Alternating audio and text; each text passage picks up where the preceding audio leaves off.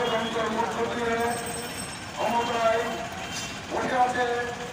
দিনের পর রাতে করে আবারও ষড়যন্ত্র করছে।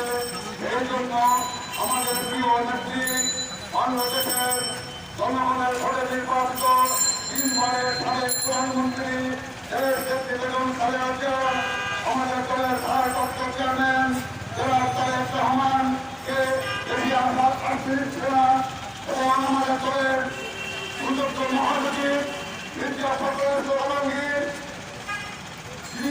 অন্যতম জাতীয় স্থায়ী কমিটির সদস্য সাবেক যুব দলের সভাপতি ঢাকার সদর মেয়র মির্জা আফতাব, বিএনপির সিনিয়র যুগ্ম মহাসচিব আইন কবির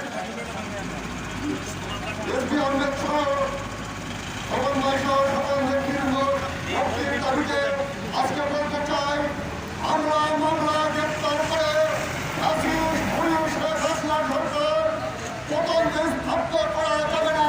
আজকে মানব বন্ধন অবপরিচাল হল একটা কিষাণ মহৎকে আজকে মানব বন্ধন করছে।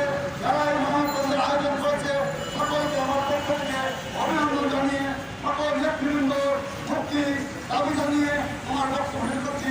সুদাকে বাংলাদেশ ধন্যবাদ।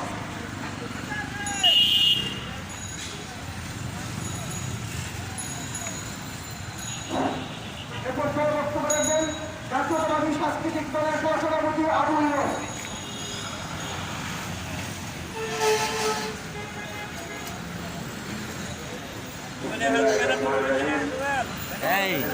সাংস্কৃতিক দলের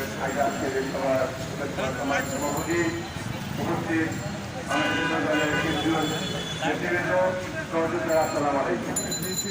আজকে আমরা দীর্ঘদিন যাবৎ আমরা রাজনীতি আমরা ছিলাম।